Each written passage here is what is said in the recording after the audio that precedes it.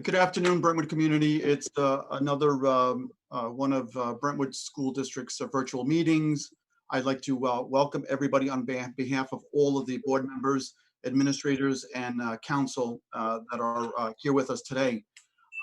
So as usual, we begin these meetings by hoping that everyone in the community is well. Again, we're still suffering through this health crisis, and and things have gotten slightly better, I think, in New York State, but not necessarily for our community in Brentwood.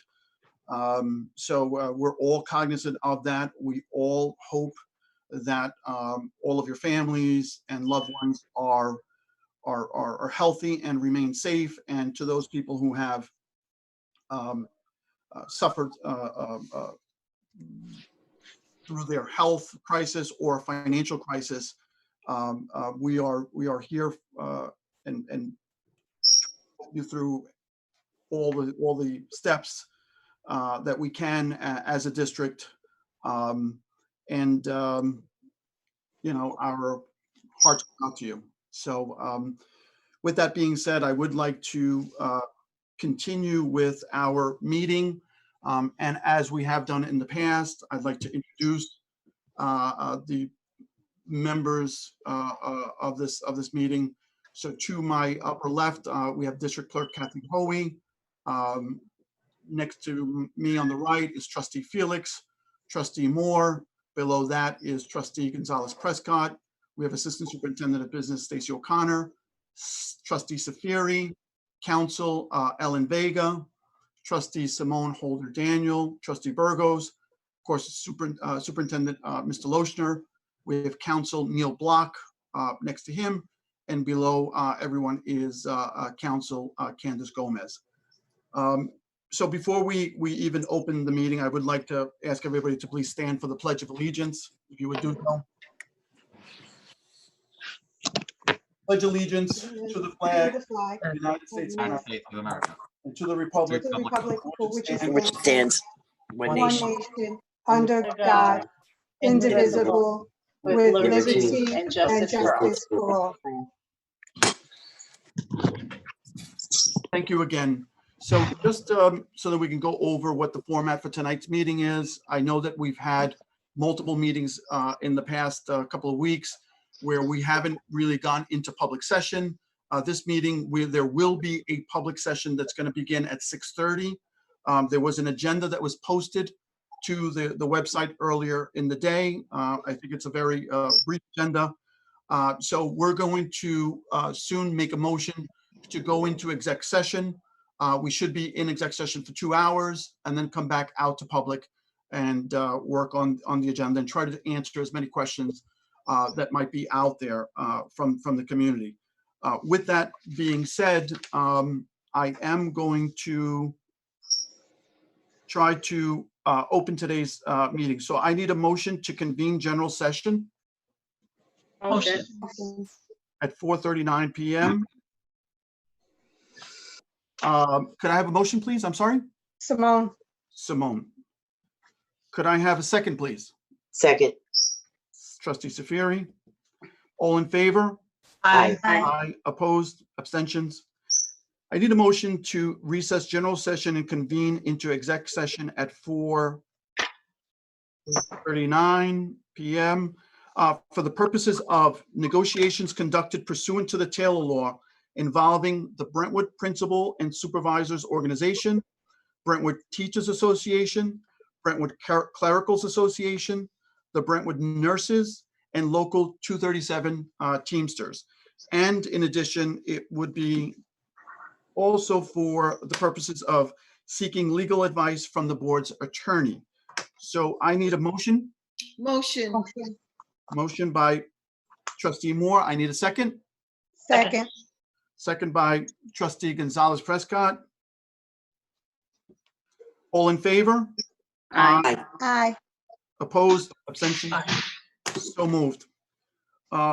So to the community, we are going into exec session.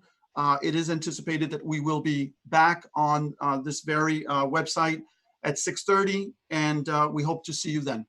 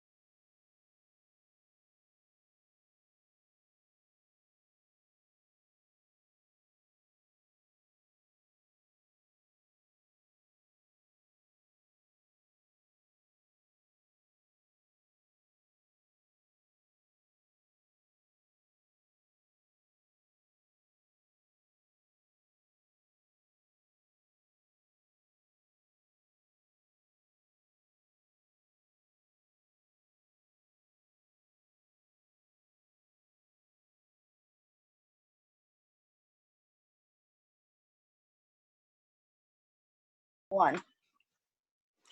Welcome back to the Brentwood community. So we've just finished our exec session. We are 4 minutes late to our public session. We do apologize for that. We're trying to squeeze in as much as we possibly can. So during the last couple of weeks, it's been very, very productive. We've had to meet several times to get advice from our attorneys. And as such, we're ready to present today's agenda that's also going to include the recommended budget for the 2021 school year. We've already done the pledge to the flag at the top of the meeting when we first opened up in public. So what I would do is ask that we now move into the consent agenda, and then try to answer some of the questions that the public might have at the end of the meeting. So if members, if we can just go right to the budget, go right to the agenda. Be it resolved that the following items be approved, B1A through B1M. Could I have a motion? Motion. Second. Motion by Trustee Burgos. Could I have a second, please? Second. Second, Trustee Moore. All in favor? Aye. Opposed? Abstentions? So moved. Be it resolved that the following items be approved, B2A through B2F. I need a motion. Motion. Motion, Trustee Safiri. I need a second. Second. Second, Trustee Gonzalez Prescott. All in favor? Aye. Opposed? Abstentions? So moved. Be it resolved that the following items be approved, C1A and C1B. I need a motion. Motion. Motion, Trustee Felix. Could I have a second? Second. I thought I heard Trustee Holder Daniel. Mhm. All in favor? Aye. Opposed? Abstentions? So moved. We're going to now move into the D items. It's appointments, resignations, and leaves of certificated personnel as proposed on the agenda. I need a motion. You know what? Prior to that, well, go ahead. I need a motion. Motion. I thought I heard Trustee Felix. Could I have a second? Second. Was that Trustee yeah. Gonzalez Prescott? So before we vote on this item, I would like to ask Superintendent Lochner a question now in public that I did get a chance to ask him, or that we communicate about earlier. And the question or the email that I had sent was, could he explain why we had athletic coaches and advisors on this agenda? Because I didn't think that, that the season was in effect, and why were we going through the expense? And of course, he had a incredibly valid answer. Mr. Lochner, could you explain that to the community? Sure. Yes, and thank you. I appreciate the question. We have, what you'll notice on the agenda, we have JV and varsity coaches on the agenda. And what happened in the beginning of March, the season actually began, and they did work almost a week, 4 days. So what we did was obviously spoke to their organization, and we agreed to prorate the salaries that we agreed on, obviously, many months ago. When they are on the agenda many months ago, they were going to get paid for the entire season. So what we did was we prorated this season. They're getting paid for 4 days out of the entire season. And that's why it made its way to the agenda, because we have to make that adjustment in order for payroll to pay them properly. Perfect. And if you, to the community that's out there, that's what the salaries prorated to days worked is. It's the people above that. So it's just to get the payroll approval for the day's work. Thank you very much, Mr. Lochner. So we have a first from Trustee Felix. We have a second from Trustee Gonzalez Prescott. All in favor? Aye. Aye. Opposed? Abstentions? So moved.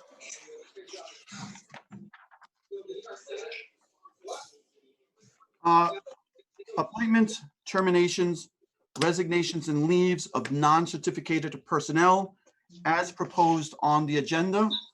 I need a motion. Motion. Motion, Second. trustee Safiri, second, trustee Burgos. All in favor? Aye. Aye. Aye. Abstentions? All in favor? Anybody against? Abstentions? So moved. D1C, the 2021 N-SSBA budget. And I believe that that is the Suffolk School Boards Association. And the 2021 NSSBA slate of officers and executive committee members. This is a vote that school districts take on this election. I need a motion as proposed on the agenda. I need a motion. Robert, Yes. just before you take a vote, it says approved, not approved. So which one would it be? So Oh, you're on asking the to approve it? yes. So we did approve it. Yep. Okay, go ahead. I'm sorry. So as amended, it would be hereby approved. Do you want me to read that, Kathy? Just to be clear? No, just I'm going to read the second paragraph. Be it resolved that the Nassau Suffolk School Boards Association proposed budget for the 2021 school year, as accepted by N-SSBA's Executive Committee, be hereby approved. And the rest is as proposed on the agenda. So I need a motion. Motion. Motion, trustee Moore. I need a second. Second. Second, trustee Gonzalez Prescott. All in favor? Aye. Aye. Opposed? Abstentions? So moved. D1D, we are going to fill in the numbers before we even ask for a motion. So the first paragraph would read, be it resolved, the Board of Education accept the superintendent's recommendation to adopt the 2020-2021 budget in the amount of $430,224,206 with a tax levy of $111,568,807, which does not exceed the statutory tax levy cap, and be it further resolved that the district clerk is directed to include the adopted budget amount in the legal notice and in a proposition for the annual election and budget vote to be held on Tuesday, June 9th, 2020. Again, I am going to read the numbers again, this time in not numerical form, but just individual. So the budget amount is 430,224,206. The tax levy amount is 111,568,807. That's the levy, and that tax levy increase represents a 2.5% total. Ms. O'Connor, am I correct with the numbers and what I've represented? We can't hear you.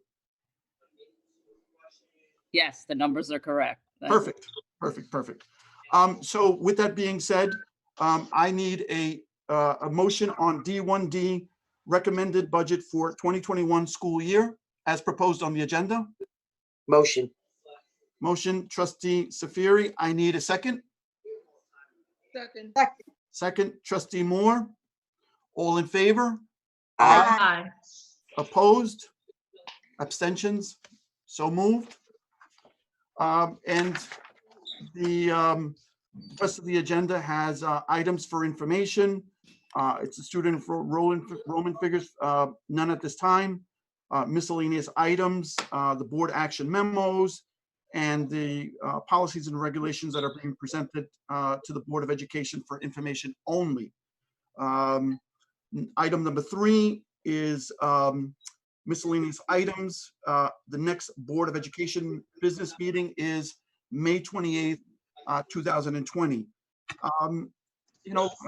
Before we go on to old and new business, I would like to take a moment to try to best explain where we are in terms of the budget and summarize very quickly what we are facing. So this year's budget has a $38 million in fund balance that's being appropriated.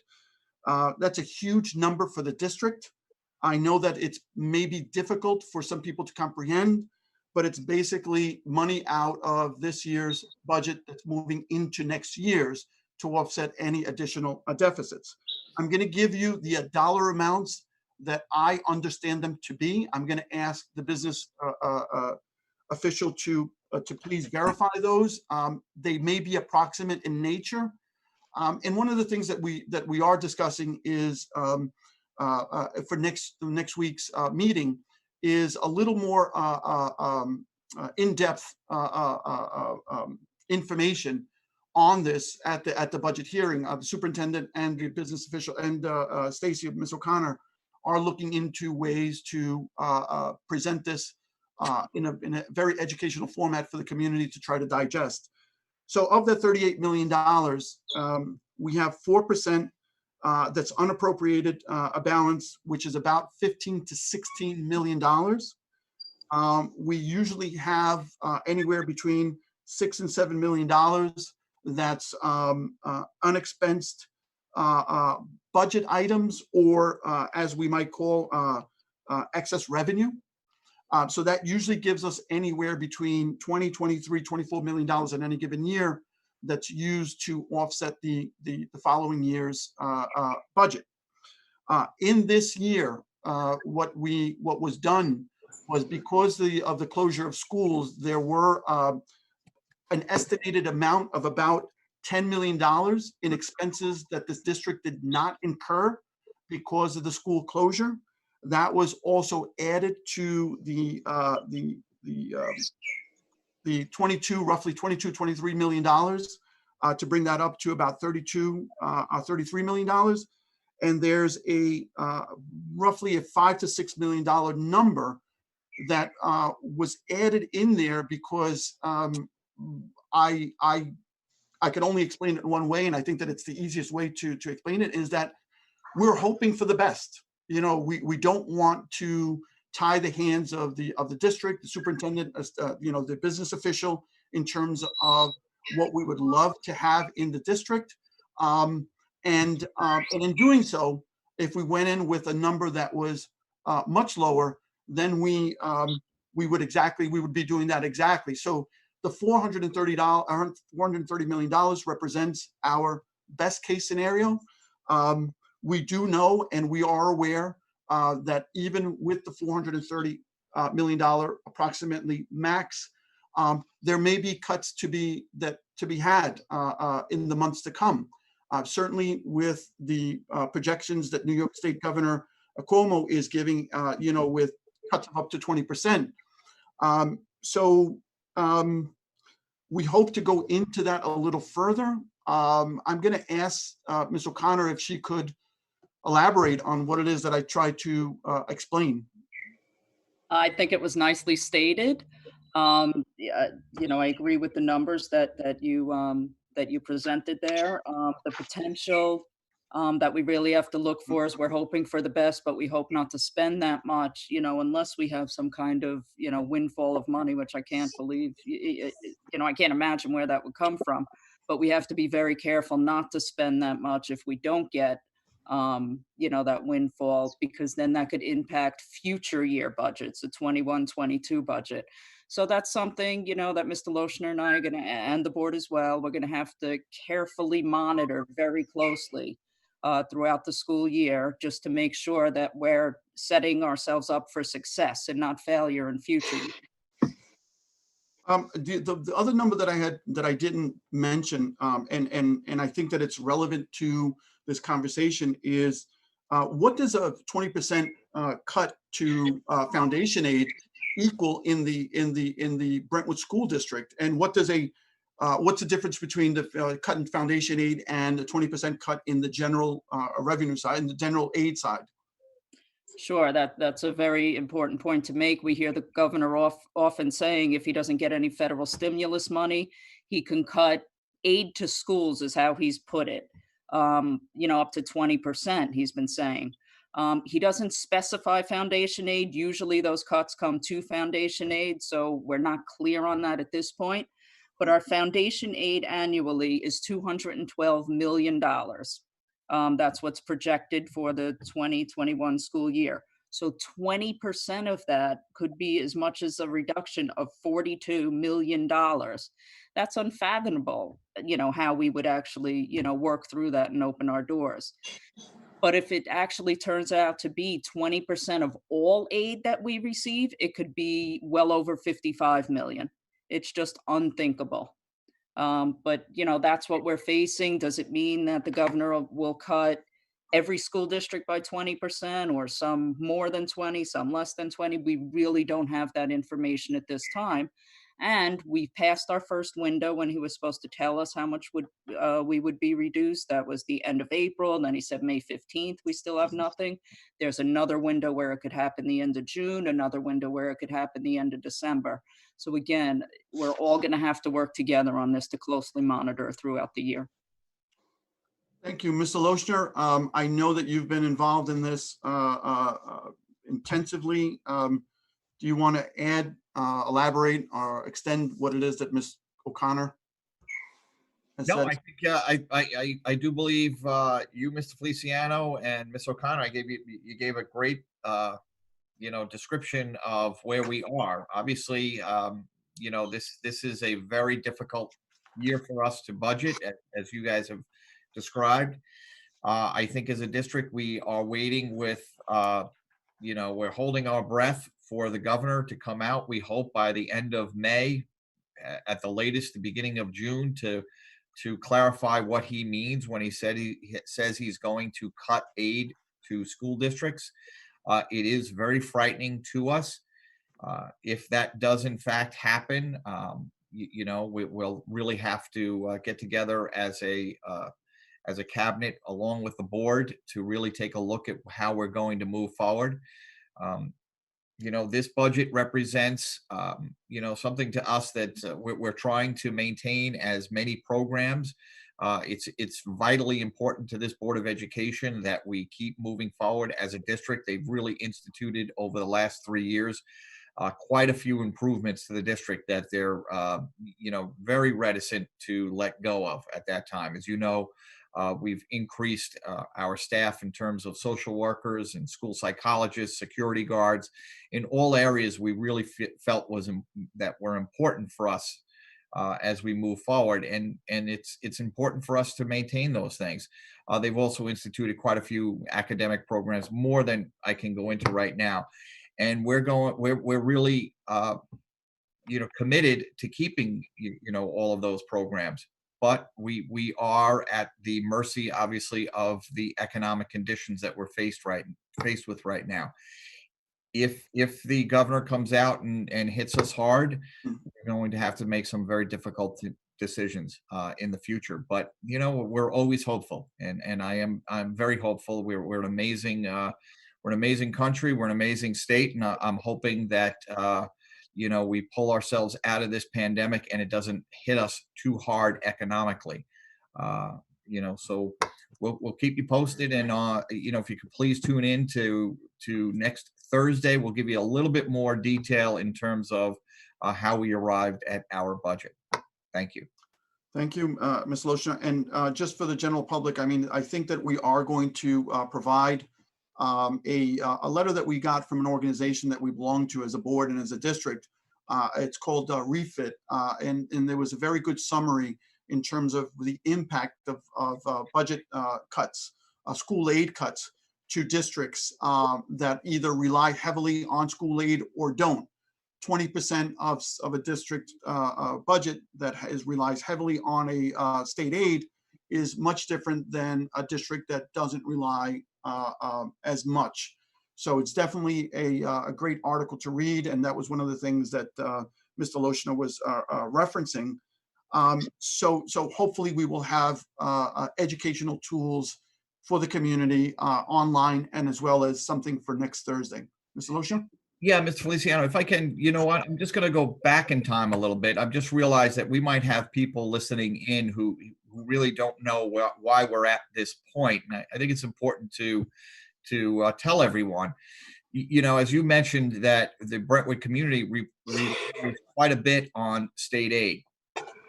And on April 1st, we received the governor's budget proposal for the Brentwood community. And we were hoping anywhere to have anywhere from $10 to $15 million increase over this year's foundation aid. And that is typically what we hope for here in the Brentwood community, about a 10 million to a little bit more, sometimes a little bit less, but we need that additional money to maintain, many of what we do here in terms of our contracts and moving forward academically and socially, emotionally. We need that money. It's vital to the Brentwood community. To let you know, when it came out on April 1st, we did not get any additional foundation aid. As a matter of fact, we actually went down 500,000. So rather than go up 10 to $15 million, which would have helped us maintain all of our programs without, worrying, they actually didn't give us any money and in fact cut us by $500,000. And that's why we're really in the straits that we're in at this point. And I think it's important. I don't know if everybody knew that or, is familiar with what we've been dealing with here in the district the last 2 months, but it's really hampered us. We've done, our best to try to come out with a budget that we can, again, like I said, offer those programs that we committed to. But we really were hurt this year when the governor came out with his budget. And that was April 1st. So it's about 2 to 3 weeks into the pandemic. And as you know, since then, it's actually gotten worse for the New York economy. So that's why we're a little bit worried that we may even lose additional aid in the future. Ms. O'Connor, can you just give me an estimated amount of what's the difference in terms of dollars and cents, last year's budget to this year's budget? I thought that we were roughly around 420 last year. 490 million last year. So we're looking at an increase of about 11 million for the 2021 school year. That's 2.7%. Okay, so $11 million. And the reason why I'm bringing that up is because, Mr. Loshner, I know that you and your team have worked diligently over the last few months to actually already include cuts. Our budget doesn't normally go up by just $11 million. It goes up by much more. So this budget that's being presented already includes cuts that we are forecasting already, cuts that, that the board, along with administration, have thought about, just to be able to get it to something that's a little bit more manageable based on the fact that we lost $500,000 in school aid. So the $11 million represents, our attempt to maintain certain programs and meet the contractual obligations that we have. And I don't know if you want to elaborate on that, Mr. Loshner. No, I mean, I'm glad you brought that up. We were actually, if things went, according to plan, we were probably looking at about a $440 million budget. And over the last, as soon as we realized that was not going to be the case, we couldn't support a budget that high because of the decrease in foundation aid. We then went back and we've already made approximately $10 million in cuts.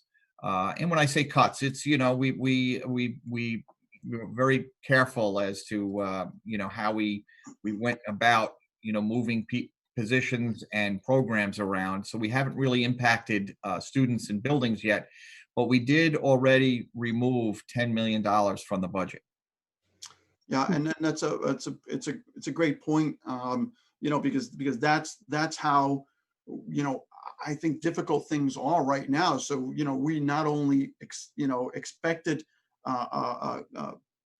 cuts this year, but we've got to mitigate them by making cuts, on top of what we're anticipating.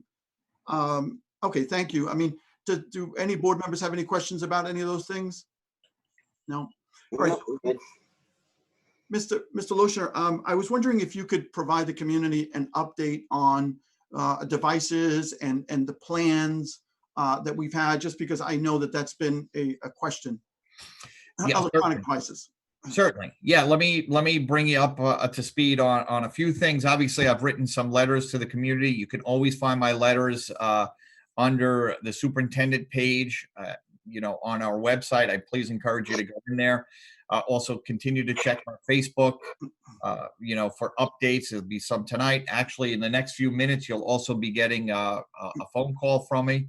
So I'll start there. As a matter of fact, tomorrow is there'll be no distance learning tomorrow. There'll be no learn at home. It's actually a day off. We're obligated to take it.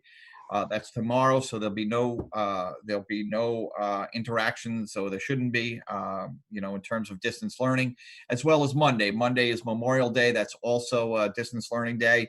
I could just jump ahead now to the end of the school year. That's actually going to occur on June 18th. Our last official school day will be June 18th. That is a Thursday. That's actually only a teacher attendance day. The day before, June 17th, is a Wednesday. That will be the last day of school. And then obviously after that, we'll send out our report cards, both elementary and secondary. In terms of, you asked me to speak about the tablets. We've given out a few hundred tablets already this year. We've purchased about 3,000 that we have in district, and we've given them out to the buildings. They're making phone calls, connecting with families and students, and giving out the tablets. We've also, the Board of Education has approved, moving forward for next year, an additional 5,000 tablets to be purchased.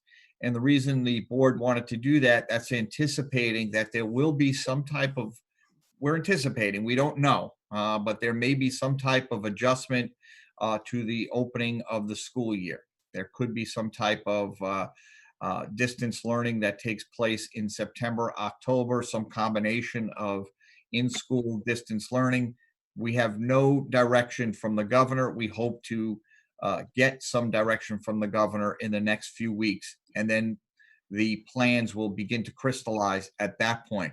But the Board of Education, even before the pandemic, was committed to buying tablets for the district. They have a plan to phase in tablets over the next few years. Obviously, this pandemic, hit us out of nowhere, so we had to kind of move up our timetable. If in fact we need to purchase more tablets to accommodate the families of Brentwood, the Board of Education is committed to that, and we'll certainly be ready for the opening in September if in fact it opens, as I said earlier, possibly with some type of distance learning.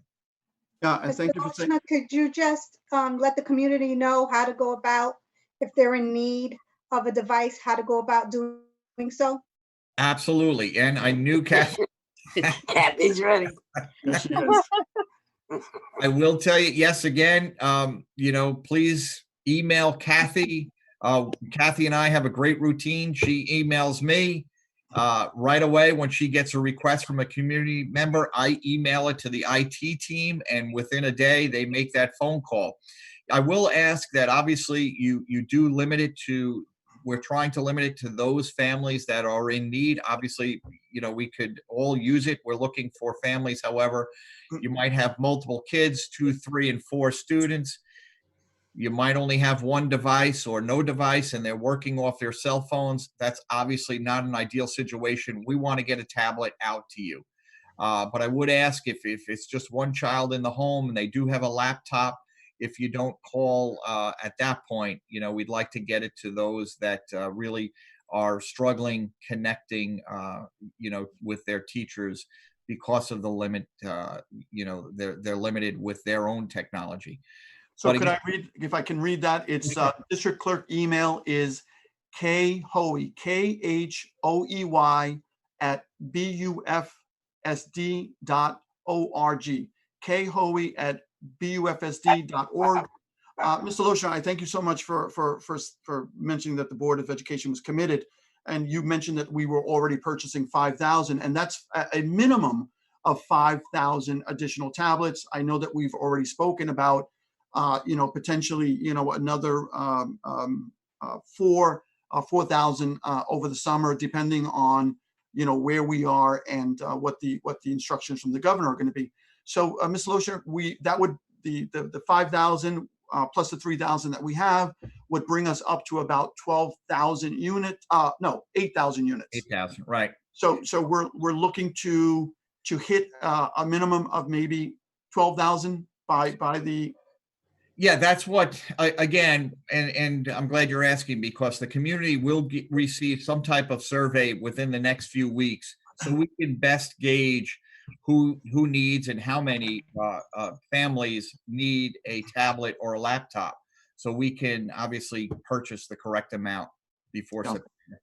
Yeah, and you know what, but because we're talking about the budget, it's amazing that even during these times, we have to find that money that we don't have in order to make sure that our students are prepared. And unfortunately, that is, our reality in Brentwood. Mr. Lushner, is there any way that you could expand upon, the different things that might be in the works for September? And I know that we don't have a commitment because ultimately the governor is going to make that decision. But you mentioned an AB day, you mentioned, a modified schedule. Again, without committing to it, can you educate the community, about some of the things that we are facing? Sure. I mean, I will. I'd be happy to do that. And please remember, everything I say here is that everything is still in the planning stages. We are meeting as teams, and we're looking at all different possibilities. So I'll go through a few scenarios, right now. And again, we're all waiting, for the governor. He has committed to coming out in June to let us know about how we're to open schools in September. As a matter of fact, every school district will be required to submit a re-entry plan to the state education department in the beginning of July. So we know in June, we're going to get some direction from the governor as to how to open up our schools. Before I do, though, I did want to just mention, you mentioned something about the computers. There are quite a few unanticipated costs, that the district obviously has to prepare for.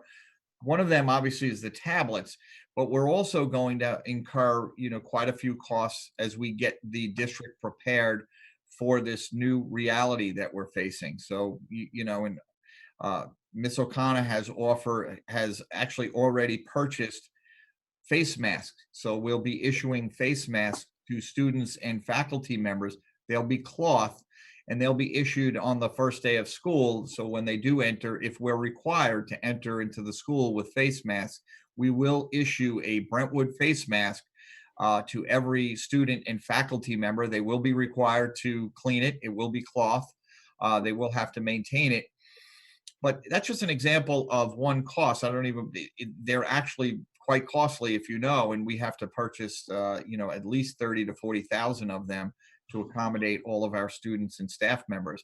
Obviously, also, many of our buildings will have to be fitted with plexiglass. You guys are all familiar with the cashiers at Costco and Lowe's and Home Depot. They all have been retrofitted with some type of plexiglass. We are actually in the process of retrofitting many of our offices, and that comes at a cost that's unanticipated, but we're going to have to absorb that as we move forward. Now, in terms of the plans, there are a couple in the works. Obviously, the first would be where every student is asked to stay home, and we continue with distance learning.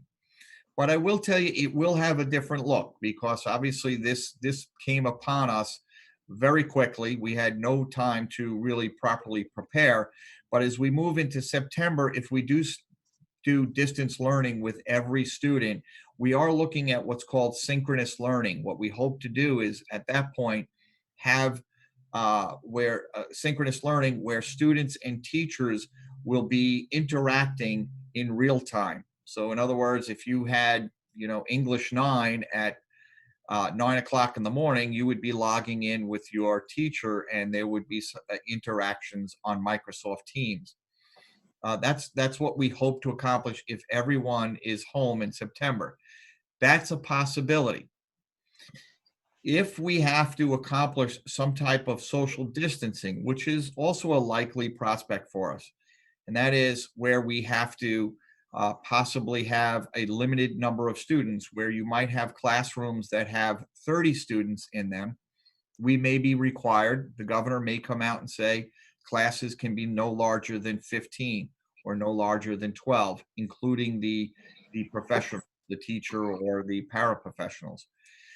So what we'll have to do is to accommodate that, and I just want to throw out some numbers.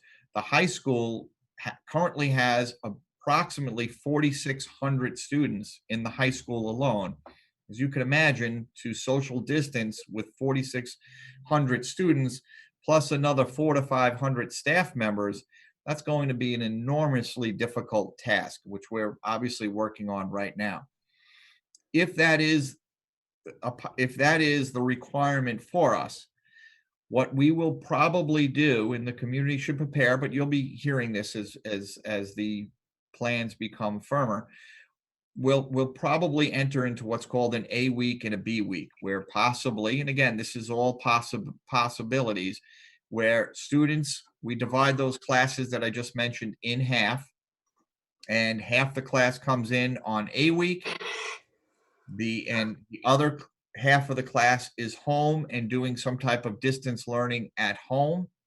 And then you flip flop, and the next week the students come in, that's your B week, and they get to spend time with their instructors and teachers for that week, and the A week then remains home. And that's one of the models that we're looking at. There's also a possibility of looking at an A and a B day, but that I think might be more difficult for parents to schedule some type of childcare issues. So I don't know if we'd go to an every other day model. If anything, it would be an every other week model. There's also a possibility it might have to be every third week, to be quite honest with you. Our schools are so large, and we have limited number of classroom space. That could be a possibility that it would be in every third week. In that model, it would be an B and a C day, C week model, and it would work the same way, obviously. So that's a possibility. I'll throw out one more crazy possibility, and remember, these are all things that we've been tossing about here, but there's even been some talk, and another type of model would be where high school students would stay home and they would do virtual learning home, the synchronous learning that I just mentioned earlier, and we'd use the high school as an extension to our elementary schools, for example. So we would take those 160 classrooms, and then we would bring our elementary schools, some of our kids, to the high school, for example. So that way we could accommodate every class having 12 to 15 students plus a professional, and then we could quite possibly accommodate them every day. It may help out with childcare issues for moms and dads at home. But obviously the downside there is your secondary schools would be, would be on virtual learning. None of these are ideal. The best case scenario is every student returns to our buildings. And this is the fourth way, where everyone returns to our buildings, and we just are told to practice social distancing. We do intensive cleanings in the evening. We have everybody wearing masks. Where appropriate, they're wearing gloves, and we practice social distancing. But everybody is here at school. That's what we hope. I think that would be the best for students. They need to come in and socialize with their peers. I think it's critical. I think they miss it now. We miss it terribly. They also need to interact one-on-one or in a group setting with their teachers. I think it's critical. If anything, I think we've seen the need for our teachers to really be interacting with our kids on a daily basis. That would be the ideal. We're also preparing for those scenarios. If the governor says everybody's coming back to school, accommodate them in the best way possible to maintain a safe distance. And obviously at that point, then we'd have to look at our cafeterias. We'd have to look at the passing time to reduce the number of times the students are in the class, in the hallway, so they're not, rubbing shoulders. There's not, 500 kids in one hallway. So those are issues that we'll deal with if the governor says that's the direction. So I think Thank you. I know that was exhausting. I know there's so many unknowns in all of this, and just the idea of wrapping your head around all these possibilities is such an ordeal. But the reason why I wanted to bring that up, and I just wanted to, just for the community to know that the Board of Education and the administration, we are all working together to get ahead of this crisis. I know that when this came about, it caught everybody off guard. It caught everybody for surprise, as a surprise to all of us. But now at this point, we are forward thinking. We are trying to plan ahead to get ahead of this crisis. And I know that we're, as Board of Education and the administration, we are committed to trying to have a as close to a finished reentry plan by the end of this school year. It may not be perfect, but the conversations are already being had, and that is the commitment that we have to this community, so that no matter what comes our way in September, we will be better prepared, and we won't have the same kind of crisis format that we were exposed to when all of this hit us in March. So thank you for that, Mr. Lochner, and I know that you and your team are working expeditiously on trying to get that done for us. Just one more thing, Mr. Feliciano, if I may. Sure. We do have the grab and go meal program that many of us are using. That's on Monday, Wednesdays, and Fridays at 6 different schools. I did just want to make the announcement. We're doing that tomorrow. Obviously, that's Friday. We're giving out enough meals tomorrow to cover families for Friday, Saturday, Sunday, Monday, and Tuesday. The reason being, Monday is a holiday. It's Memorial Day. We will not be serving at any of the 6 sites on Monday. We'll pick it up again next Wednesday. So Friday, and then the following Wednesday. And thank you so much for reminding us about that, because you just triggered, again, our heartfelt thank you to the food service workers who continue to do amazing work. Every once in a while, I will hear from Mr. Lochner or Ms. O'Connor, whom Ms. O'Connor is now hands-on in terms of the kitchen. Can you give us the kind of numbers, Ms. O'Connor? What is it that we're serving on almost an average in terms of meals? I'd say our average weekly meals are about 60,000 meals. It's just incredible, the volume and how the, our food service staff is keeping up, is getting it done. I've never been more impressed. And like you said, I'm there with them every day, and I am just so impressed by their dedication, their hard work. I think if it were like Undercover Boss or something, I'm not so sure they'd hire me, but I am trying to give them a hand. But they are absolutely terrific. Yeah, 60,000 a week. I would say tomorrow, because we're going to give out for so many days, I would anticipate about 40,000 meals just tomorrow. Wow. And just so that everybody knows, we do count the meals individually. So the breakfast and lunch are 2 different individual meals. How do you get to those numbers? That's how it's done. And, and kudos to everyone involved, and kudos to the community that has far exceeded its expectation, even in this area. So thank you very much to all the food service workers and the custodial staff that I know that are right by their side doing this. And that was a pretty good idea. You should have gone in as a undercover boss, Ms. O'Connor. That would have been pretty impressive. So I'd like to confirm. I'd like to just reiterate what Mr. Lochner said. So the last day of school for kids is June 17th. And the last day for staff is June 18th. There is another piece that I would like to put out there. I don't know why, but I've gotten questions about, whether or not hourly employees continue to be paid. And as I understand it, hourly employees will continue to be paid. As a matter of fact, the governor had put in his last executive order that they would be paid through June 7th, and that is everybody is fully expecting that order be extended to the end of the school year. So I don't know where the information is coming from, but hourly employees will continue to be paid through June 7th, with the expectation that the governor will extend that through the end of the school year, and we will update the community as soon as that we get that information. I also wanted to just say something, and I believe that it was multiple trustees that brought this up. So we haven't forgotten about the class of 2020.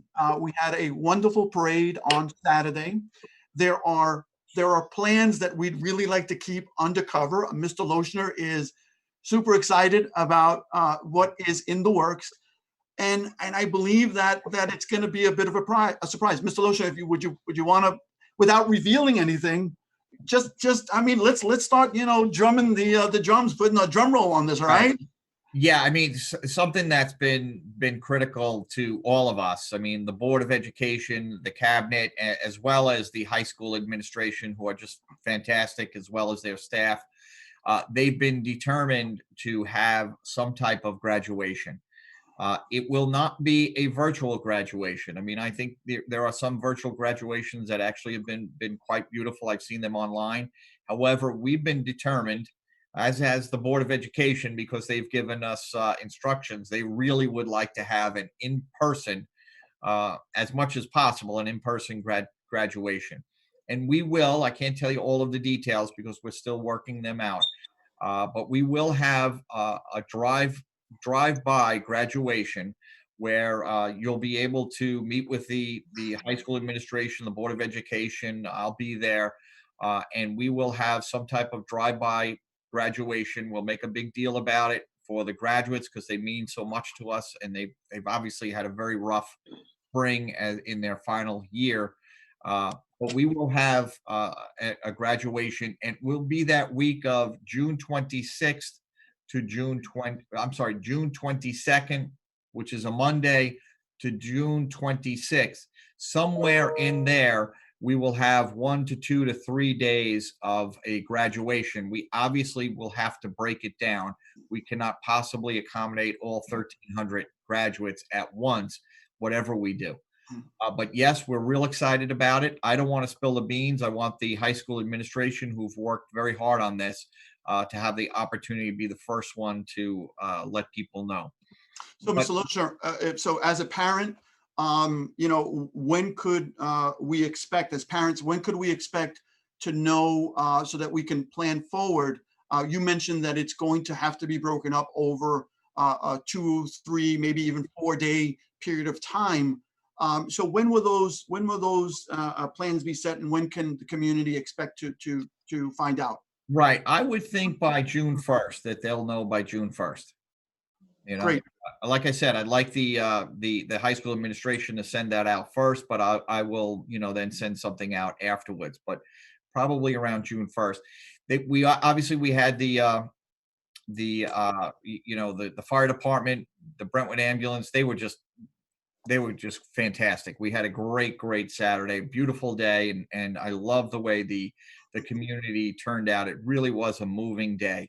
It really was beautiful.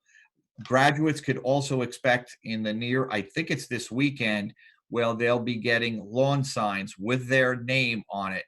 And we'll be planting them in their lawns, I believe this Saturday, but if not this Saturday, certainly in the next few days. We're real excited about that. We purchased a lawn sign for every single graduate, so I hope they proudly display that for the next month. And you know what? And now that you mentioned that, Mr. Lochner, I would like to put a plug into an effort that Miss Kalia Green, is making. So she and her organization have taken it upon themselves to try to purchase the 100 yearbooks that are usually in excess from our printer. And one of the things that I believe is happening is they're trying to get alumni to sponsor a graduate this year, a graduate in need, or somebody who is not necessarily going to get a yearbook this year, as a gift from the school district. I don't know if you have any more details on that, Mr. Lochner. No, I'm so glad you brought that up. There's so many things happening. Yeah, Miss Green has been fantastic. Clea Green, obviously an alumni herself, very much connected, to the district, and has been, a real help over the years. She, contacted me. She contacted the board, and as well as the high school administration, and she, very nicely has contacted alumni on her own, and they're putting together each alumni. They're purchasing 1 or 2 books, even more, and then they're going to be distributed with the students' names to, like you said, to 100 different graduates who potentially didn't have a chance to for whatever reason, purchase the yearbook. Extremely generous, and generous of her to, dedicate her time and effort, as well as all of the alumni who are, paying, a significant amount of money to help the graduates out. We appreciate that greatly. Absolutely, absolutely. The one thing that I would like to mention next is, I know that there are a lot of questions about this year's elections. Our district clerk will at some point put information up on the district website. I know that there were some questions that were being asked, and we will hear from the district clerk at some point in the future, and that information will be posted to the district website. So there were concerns, about how all of this process would play out. There are rules, again, through executive orders from the governor that the district has to abide by.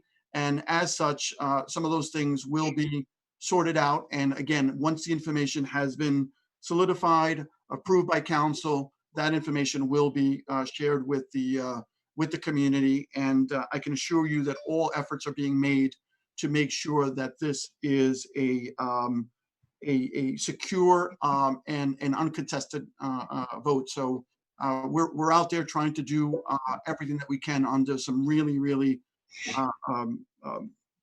bizarre circumstances, because it's the only way that we can put some of these things.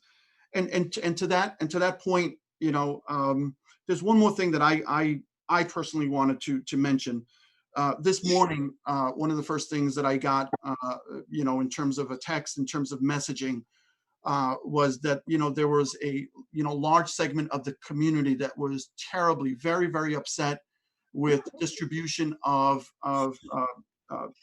property that belonged to some of the elementary kids in our district. It's unfortunate, but we are doing everything that we can. And what was put out there this morning does not represent the efforts of this school district. I think there was some miscommunication in terms of what should have happened. And I believe that it was, addressed immediately. Again, the reason why I'm bringing this up is because I know firsthand that, Superintendent Lochner has presented, the distribution of school property back to the students, and as well as, the district receiving property that may belong to it. Mr. Lochner, is there anything that you want to add to that in terms of all the efforts being made? No, I do apologize for that. There was some miscommunication today. It just occurred at one elementary school, and we are extremely sorry that it went out that way. The building administration, they quickly gathered up the bags that were put out, and they'll be distributed just like every other elementary school. Every elementary school at this point. I was over at North Elementary today. I saw Mr. Morris and Miss Briones, they were out there with some staff members, and they had appointments with parents, and they delivered students goods from their desk and lockers. They had them in bags, and they handed them over to the families as they pulled up.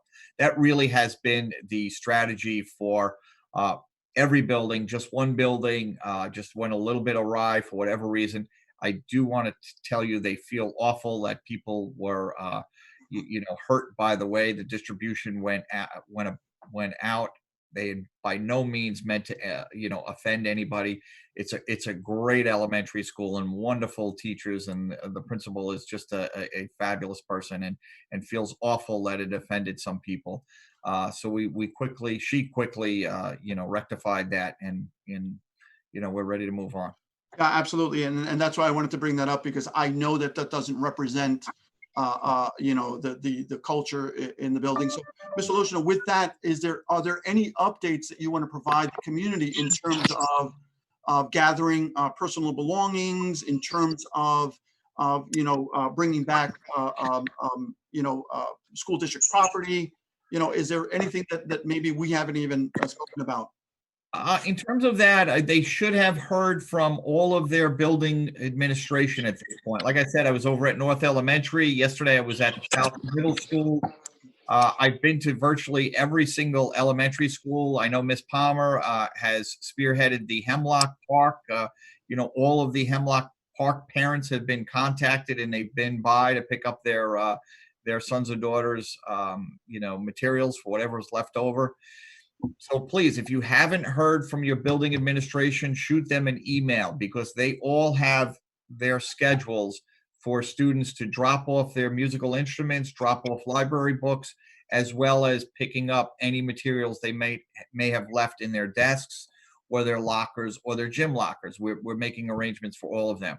So if you haven't heard from your building administration, please give them a shout.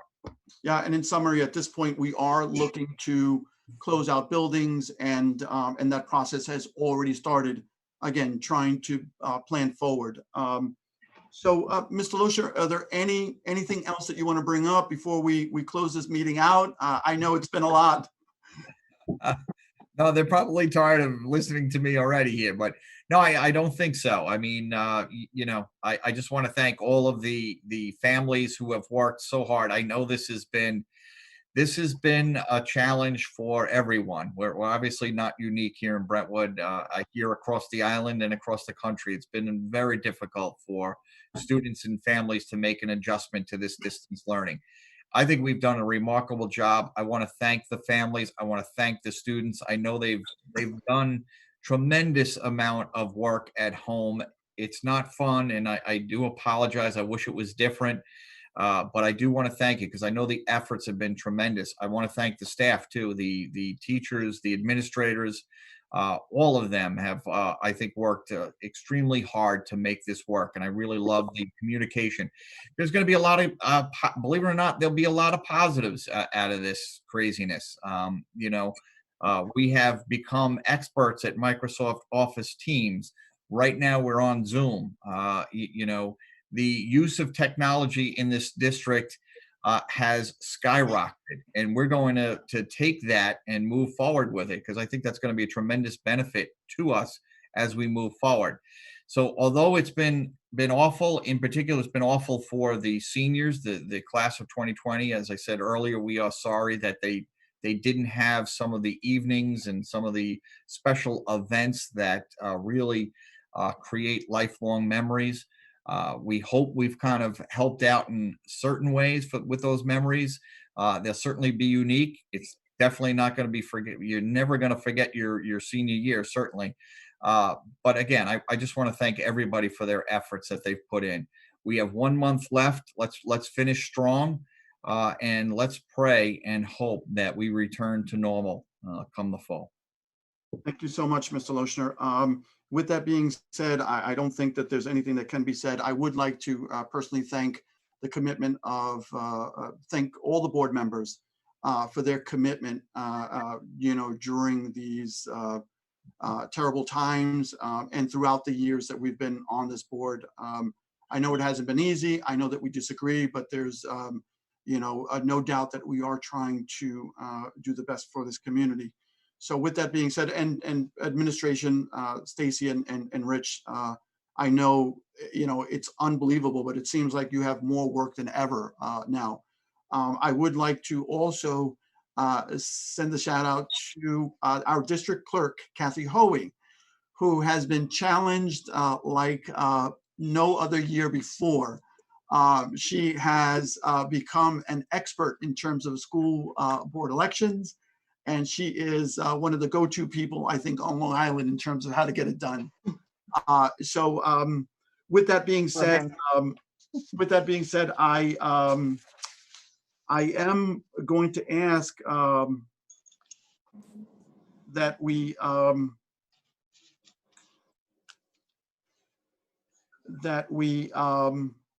okay, let me I don't know, and this is what I just noticed. I don't know if we made a motion to recess exec session and return to public session. So because I don't know, I'm going to ask for that right now. So even though we were already in public session, just to cross out our T's and dot I's. So I need a motion to recess exec session and return to public session. Motion.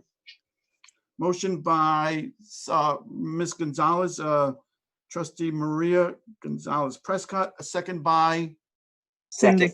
Ms. Safiri, Trustee Safiri. All in favor? Aye. Aye. Opposed, abstentions. And then I'm going to now need a motion to adjourn tonight's meeting. I need a motion. Motion. Oh, Robert, I Yeah, think Congressman. I don't know where I am. just because it seems that we'll need to check as to whether or not that initial motion to go into public session was made or not.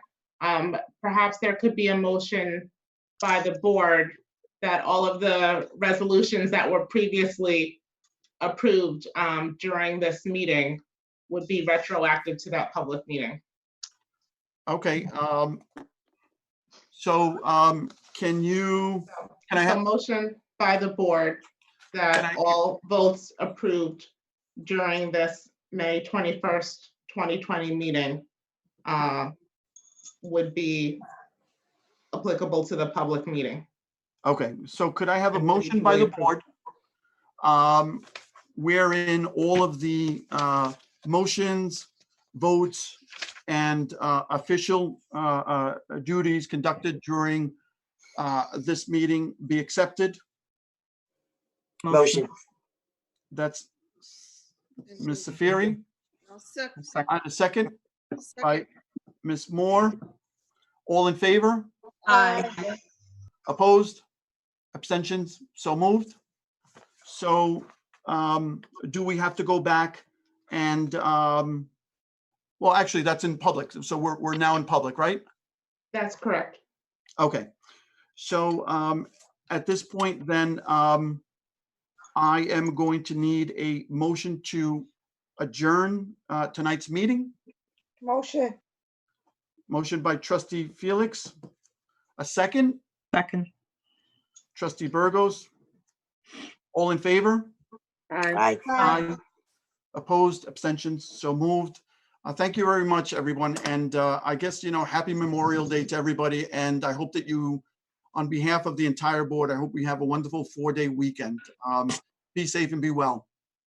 Okay, bye-bye. Thank Bye, you. guys. Bye-bye. Bye now. Bye. Take care.